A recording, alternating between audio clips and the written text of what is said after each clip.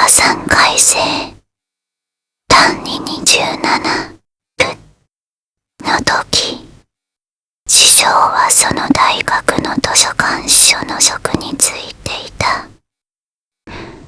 その頃師匠はかなり精神的に参ってて、よくそこに女がいるとか言っては何もない空間にビクビクしていた。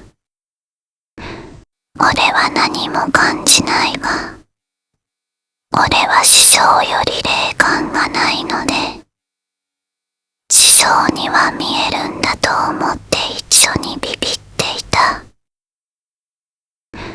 変だと思い始めたのは3回生の秋頃。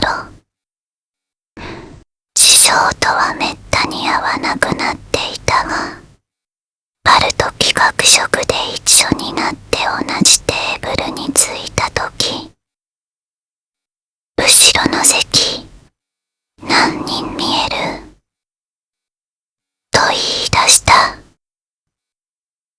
夜9時前で学食はガラガラ。後ろのテーブルにも誰も座っていなかった。何か見えるんすかと言うと、いるだろう、何人いるとガタガタ震え出した。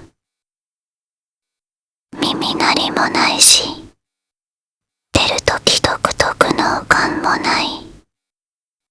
俺はその時思った。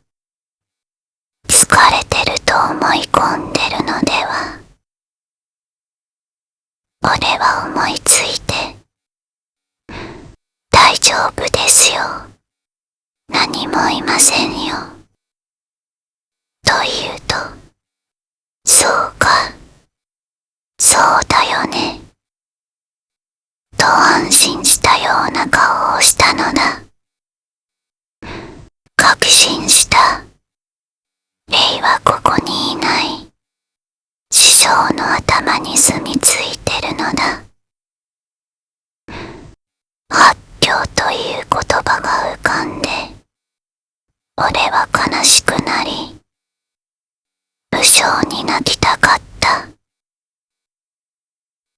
役は物語もしたし、肝試しもしまくった。罰当たりなことも一回したし、高齢実験までした。いい加減取り憑かれてもおかしくない。でも多分、師匠の発狂の理由は違う。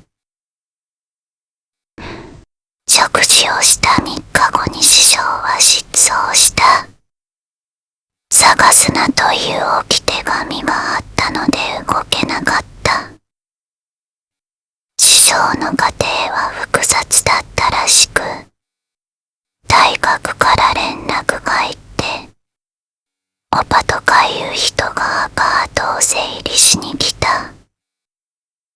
すごい感じ悪いババアで、親友だったと言ってもすぐ追い出された。師匠の失踪前の様子くらい聞くだろうに。結局それっきり。しかし、俺なりに思うところがある。俺が大学に入った頃、まことしやかに流れていた噂。あいつは人殺してる。冗談めかして先輩たちが言っていたが、あれは多分真実だ。師匠は、よく酔うと言っていたことがある。死体をどこに埋めるか、それが全てだ。この手のジョークは突っ込まないという暗黙のルールがあったが、そんな話をする時の目がやたら怖かった。そして今にして思いぞっとするのだが、師匠の車で巡った数々の心霊スポット、中でもある山、皆殺しの家という名所に行ったとき、こんなことを言っていた。不特定多数の人間が死ぬや、人を忍んで行動する。そして怪奇な噂。伝言でなければ個人は特定できない。聞いたときは何を言っているのかわからなかったが、多分師匠は心霊スポットを巡りながら、埋める場所を探していたのではないだろうか。俺が何よりゾッとするのは、俺が助手席に乗っているとき、あの車のトランクの中にそれがあったなら、今思うと、あの人についてはわからないことだらけだ。ただ、見える人間でも、心の中に救う闇には勝てなかった。性格が変わったあのそうめん事件の頃から、師匠は徐々に狂い始めていたのではないだろうか。師匠の忘れられない言葉がある。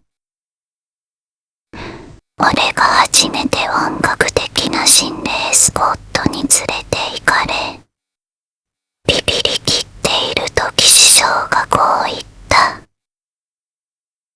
こんな暗闇のどこが怖いんだ。目をつぶってみろ。それがこの世で最も深い闇だ。